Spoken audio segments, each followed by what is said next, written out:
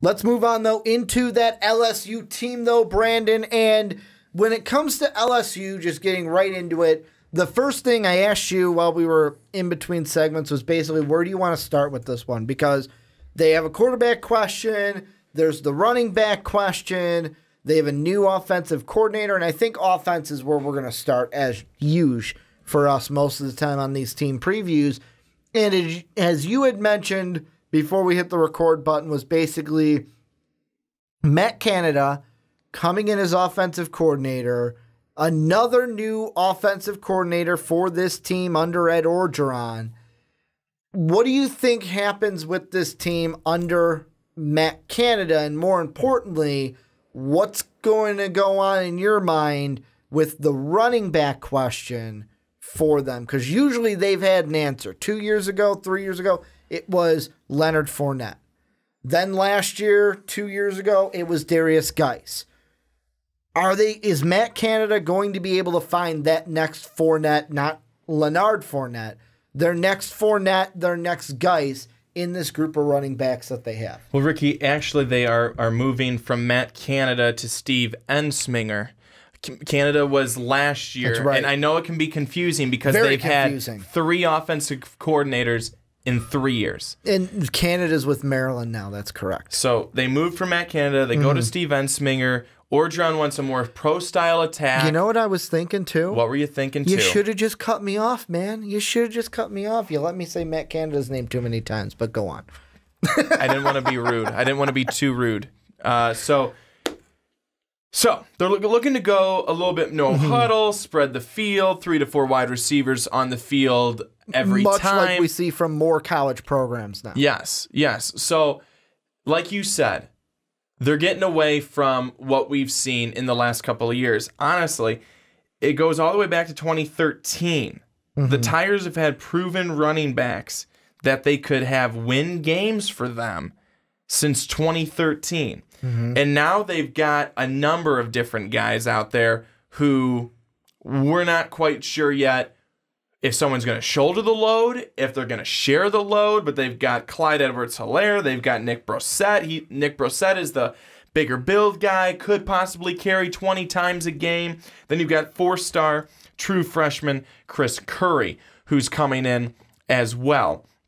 This is going to be something and a question that I'm not sure if they have answered by the time we get into the fall. And I don't know if they end up going with one guy, because of all the guys there, they don't have that feel yet. And I don't believe that LSU has that feel yet with any of them, that you have a Leonard Fournette or that you have a Darius Geis. They don't have that same feeling that those guys had where they were there, they're the starter. They're leaning on them for the entire game. I think it's also going to be interesting at the quarterback position. We're not going to really touch too much on that because we already talked about Joe Burrow as the guy who we think is going to be the man here, coming from Ohio State, transferring and being at that program. He's only thrown the ball like 39 times, but being able to be in an Urban Meyer system behind J.T. Barrett and good quarterbacks there. It's going to be really interesting how this system works. Because as I've said, and I'll say it again because I love saying it so much, I just couldn't stand Danny Etling because he was such a, I'm going to just manage this game. I'm not going to do any more. I'm not going to do any less. I'm just going to manage. I'm going to throw for 16 touchdowns and 2 picks, but I'm not going to take risks. I'm not going to spread the field. I'm not going to make big plays. They're looking for big plays and a guy to spread the field. Well, and I mean, this was a long time ago. This was back in January. But I'm looking at an article here from SECcountry.com, and this is Alex Hickey who wrote this article, and it's basically who's going to win the starting job for the running backs. And he had mentioned that, all right, Nick Brossette is probably the favorite to win this job. But here's the thing that I find interesting. He goes, and I quote, "To me, the most intriguing candidate in the competition is sophomore Clyde Edwards-Helaire," right? Yeah. Helaire. Edwards-Helaire has the skill set to be the ideal third down back on any roster in America. One of the most underrated plays of the 2017 LSU season was his 27-yard reception against Texas A&M. He turned an ordinary swing pass into a shake and bake gain to the Aggies' 1-yard line.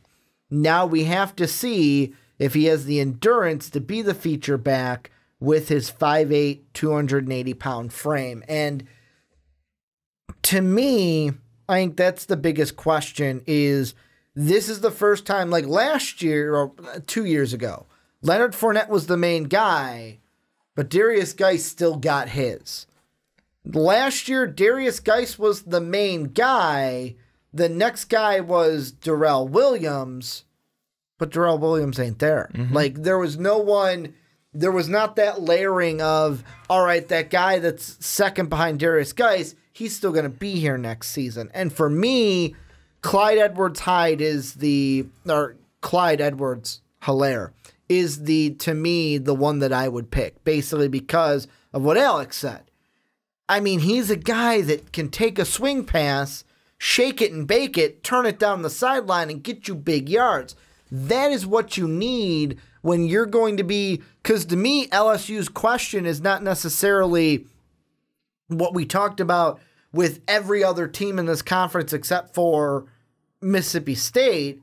They're going to be judged on what do you do, how do you compete against Alabama, against Auburn. You were third last year. The only two teams you lost to in conference last year were those two teams. You can only get to where you want to go, which is playoff, by beating them. And that's what you need. He, to me, gives them the best shape to maybe do that because with these great defenses, especially Alabama, he could take an ordinary play and turn it into a miracle. Well, what I think, Ricky, and what I've said for a while on this podcast is that to beat a team like Alabama, you need what? A good quarterback. Yep. And that's where I think LSU needs to focus the most. Because we know that they're not necessarily... there's not a Darius Geis and there's not a Leonard Fournette on the roster. You need to really focus. We got a Leonard, but not a Leonard. Leonard, but not a Leonard. Yeah, you got to be Leonard. A few letters Leonard. off. A few letters Leonard. off. Yeah, you got to really pronounce those the la or the le. See what I did? La or le. Yeah, I'm just being now I'm just being an idiot. You are. Thank you for agreeing with me. Most people would, but that's why I think the quarterback battle that's taking place and that will continue to take place is the most important. And for the wide receiver group, DJ Chark is gone. Russell Gage is gone. They had Derek Dillon and Steven Sullivan, who combined for 24 receptions last year and a touchdown. Not a lot, clearly, but at least they have some game experience. They're going to need other guys to be some reliable targets for him. But here's an interesting thing, too. Jonathan Giles is a transfer from Texas Tech. He could be huge for this LSU team. The last time he played was back in 2016. He was fourth in the Big 12 in receiving yards with 1,158 yards, 69 receptions, and 13 touchdowns. That's like almost unthinkable for an LSU team because they're so used to running the football. They need to get used to throwing it because to beat these teams, you need to have a really good offensive attack. And when I say these teams, I mean your Auburns, your Alabamas, your Mississippi States, your Texas A&Ms. You need to have a really good offensive attack. As important as defense is, that offense has to be moving. And you have to be a well-oiled machine. And it's something that I think Ed Orgeron is really seeing right now because I'm thinking he feels he doesn't have the Fournette and he doesn't have the Geis. He's got some good guys, but he doesn't have one of them that stands out, which is why now he really wants to push to be the pro-style offense where you have receivers on the field at all times and you're really moving the ball down the field through the air. Well, and the thing that I look at kind of moving on into, we looked at the offense, now kind of taking a little peeksy-poo at the defense. Peeksy-poo. I don't know. It just came off. It came off the tongue like that. Kind of playing with some words here on the Primetime Podcast. Sure. But the big thing about LSU is they spent a little bit of moolah this offseason to basically keep their defensive coordinator away from Texas A&M. So you had defensive coordinator Dave Aranda. They basically said, we're going to guarantee you $10 million over 4 years if you would like to stay here and not join Jimbo Fisher. Aranda said, thank you. I will take my guaranteed $10 million and continue to work here for the purple and gold. Thing I want to ask you, it's not a new coach coming in. What do we expect from the LSU defense in now another season under Dave Aranda? I think that Dave Aranda is finally going to be able to implement his defensive scheme and what he wants to do. Which this will be his third year with the team. I think which is something that's going to be really good. He's now got guys who have been there a couple of years, who've played with him, and now I think he gets to go kind of full out schemes in place. And that's going to be something that's helpful for him. He's got a couple of guys to work with as well. Junior inside linebacker Devin White, he led the SEC with 10.2 tackles per game in 17. My favorite corner, not just because he's a Patrick Peterson mold, but because of his name, Greedy Williams. Yes. He's going to be huge, mainly because his first name's Greedy. Like, I want my cornerback to be named Greedy because that means he's just going to intercept the ball all over the place, I would think. But he's a guy that I want to watch for sure on this LSU team, be the shutdown corner for them. And basically, we're putting you on the number one receiver, man. Go ahead, shut him down. Make sure he doesn't get the ball. I think that one spot, though, is going to be the other side. The other side, opposite Greedy, is who are they going to find to be the shutdown corner on the other side? And what about the rest of the secondary? Yeah. And how do you replace Arden Key, who was, when he was a healthy, Arden Key, that's a guy that you're still looking to try and replace. And I think that... Well, and it looks like Kirkland, you have Cray Vincent, freshman Kelvin Joseph, and then a grad transfer in Terrence Alexander are all right now the kind of four guys they're thinking about to be that guy opposite of Williams. So we're looking at a team that defensively, they don't boast as much as maybe a couple of the teams that we've talked about prior. Or teams that we're going to talk about next. Which is why LSU is still in that limbo of, they could go 9-4 again, but they may not, they just may not, that may be their ceiling. That may be their ceiling. And with this season, I'm very interested, and I don't want to necessarily move all the way from defense, but I'm so much more interested in the offense on how this team is going to be offensively. You don't have, even with Danny Etling being so you at least knew what you were going to get from him, and you knew who it was going to be. Now you don't necessarily know who it's going to be, and you don't know what you're going to get from him, and you're changing schemes, and you don't have that solidified running back in place, and you've got wide receivers there, but no one that's been there. I'm just kind of like, how is it going to go for LSU this year? So I'm thinking the same thing a little bit, but so here's the thing I'm going to say before I get into what I'm going to say is, I know that kind of sounded redundant, but play with me, is in the last segment with Mississippi State, I asked the question of which team I think will finish above the other. I am changing my mind, I want to say, from just a segment ago. I think LSU is going to finish fourth in this side of the SEC. And the reason why I say that is I look at their schedule. Last year, they had 3 losses before their bowl game. They lost to Alabama, Troy, Mississippi State. 2 of those, I think, stay the same. I think Mississippi State beats them. I think Alabama beats them. Although those 2 games are at home this year. Auburn, they beat Auburn last year, but it was a 4-point game. I think Auburn in Auburn wins that game. I think playing in LSU was a big kind of punch for that. They'll win that game. Florida's going to be interesting. You only beat them by 1 point last year, and that was in Gainesville. You're at home this year. I still think they could beat Florida.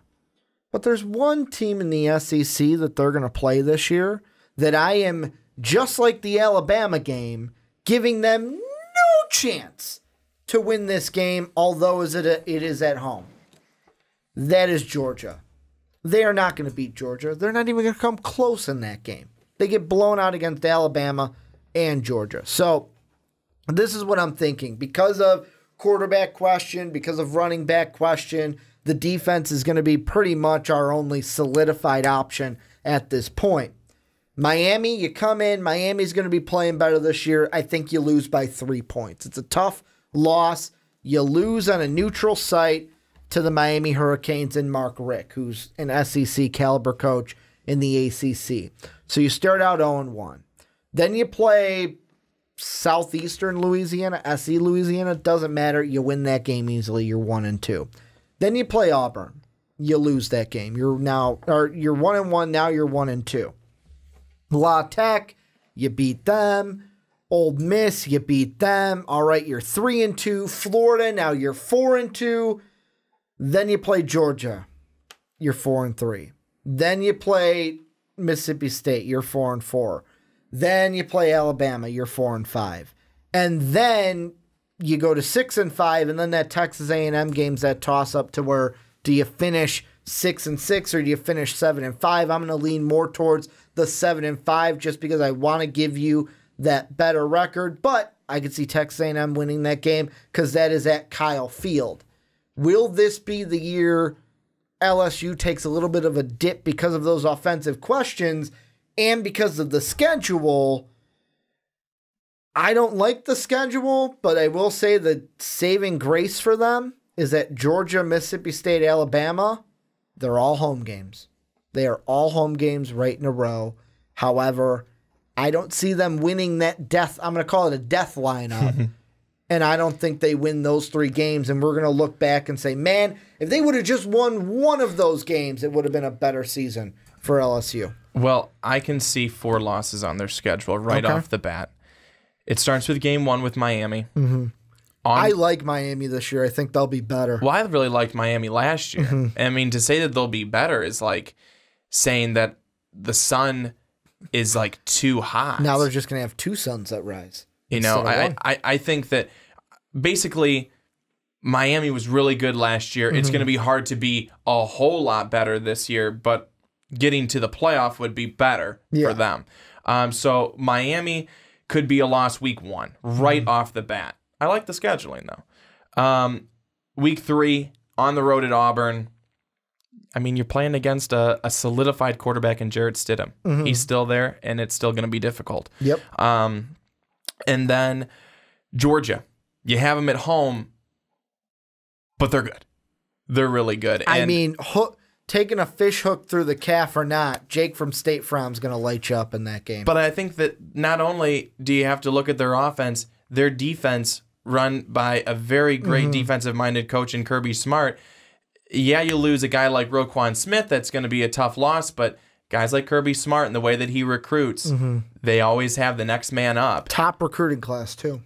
Class. So there's another one, and then Alabama. Those 4 right off the bat I look at and I go, I don't see LSU being the better team in that game. So are those your only losses, or are those your are my 4? Sure? Those are my 4 right off the bat. Okay. Right now, because Mississippi State and Texas A&M. I'm giving kind of toss-ups with Mississippi State and Texas A&M. I'm doing it for both of them. I'm not saying or declaring that there's a winner in that game right now because I don't have to. You can't make me. But I just know we'll get to we'll get to that time when we make our picks in the season. Yeah, I'm not ready yet. It's too premature. But definitely 4 losses that I see, possibly more.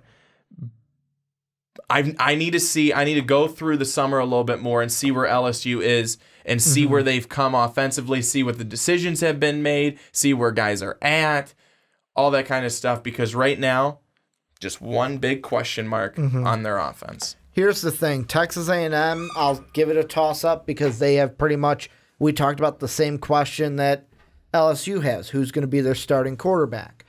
However, for Mississippi State, because we just talked about them, the reason why I'm more confident in them is Nick Fitzgerald, to me, beats out any quarterback that LSU has. And I know Mississippi State has a new head coach coming in, but the question of quarterback, running back, if it was just quarterback, it'd be different. If it was just running back, it'd be different. But because it's both, I am going to be a little bit more confident in Mississippi State than I am. But then I gave you a win against Florida. That could be a loss. You only won that game by 1 point. Yeah. And this time you're going to Gainesville to play that game. Like Auburn, yeah, you won that one, but this time you're going to Auburn to play that game. So, I mean, LSU, this might be the season where they go 6-6, maybe 7-5 at best. But then at the end of the year, we're looking and going, man, if they had just a better quarterback, they win some of these games and they put themselves in a position like they were last year. But this season then might be seen, though, as a step back than what we saw a year ago. I wonder if LSU looks at a season this year where, like you said, it's a step back a little bit, but it's a step back just a bit to try and get guys that are, I don't want to say get guys, but I'm not saying bring in guys, but another year under the belt for some of these guys to get them more experience. And then next year, they'll be back to where they'd like to be. I wonder if it's one of those years where you have a little bit of a down year, you take a step back, but then the year after you're right back to 9-4 or 10-3 or 10-4, whatever it is.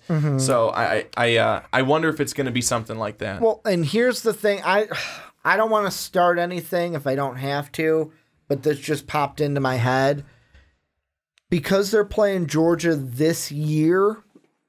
How many LSU fans look at it? Because you look at last year, and if you're LSU, your only expectation for this year should be, how do we get ourselves to the top of the West? If you're in the top 3 of the West, your goal then each year is, how do we knock off Alabama? How do we get to the top of the West? And with Ed Orgeron, he has now been there. This will be his, 3rd season at LSU? It will also be Kirby Smart's 3rd year at Georgia.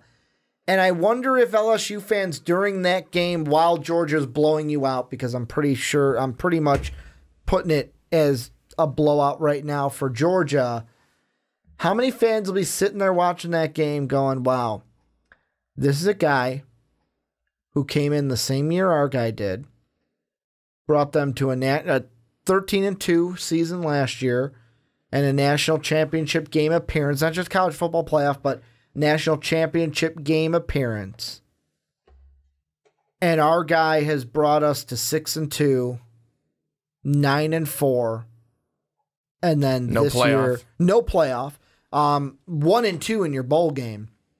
And you lost to Notre Dame, I believe, last year in your bowl game, which shame on you, because mostly everyone beats Notre Dame these days. That's completely false. I just like to throw a little try. shade at Notre Dame because I think Brian Kelly should get fired, but that is a separate conversation for a separate day. I wonder if at the end of this year, LSU fans go, do we think about getting rid of Ed Orgeron?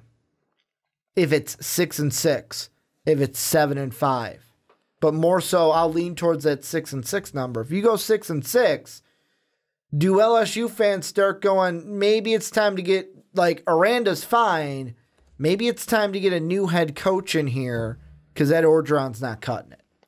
I think that Ed Orgeron right now is actually not doing a bad job. There were some times last season for LSU where it wasn't good. Were they not the ones who lost to Troy? They did. And everyone was like, Troy. Holy God, what's going on? And it was like, whoa, this is a team in turmoil. And they turned it around and they really ended up finishing out the season strong. And that's what Ed Orgeron has brought to this team too, is you had a terrible game, but let's not lose the fight. Let's not lose the will to win. And they didn't. So if you have a down year, people will be mad. Fans will be upset. They should be. They're fans. They want their team to do well. but that doesn't necessarily mean he's going to get fired. Well, that's we should be calling for him to get fired. And the thing is, LSU fans are going to get mad. I brought that up. It's an outsider's opinion, like an outsider's question. I'm not an LSU fan. I'm not in that kind of circle, so it's an outsider kind of asking that question. And also, I look at it and I go, because you look at a guy like Kirby Smart, and yeah, it might be a different situation. You could say that, but it's pretty good year. Boom, they're off to the races. But for Georgia, will this year be the year where it's like, all right, they fell down to earth a little bit? The last year was just all the stars aligned, and they really, because we didn't expect last year to be what it was for Georgia at the beginning of the year, and then it kind of just happened that way. Any final thoughts on LSU before we go into the big two dogs and move into the state of Alabama? No. This is where you guys come in. Let us know what you guys think down below in the comment section about the quarterback battle for LSU. You can see above Brandon's head where we talked about the Joe Burrow transfer about 2 weeks ago. So that one is still fresh off the mic, still 2 weeks into this year. Well, two weeks old. That is not a lot of time when you're a newborn. But let us know what you think about the quarterback battle, the running back battle, the schedule, and what you guys think your team will do this year.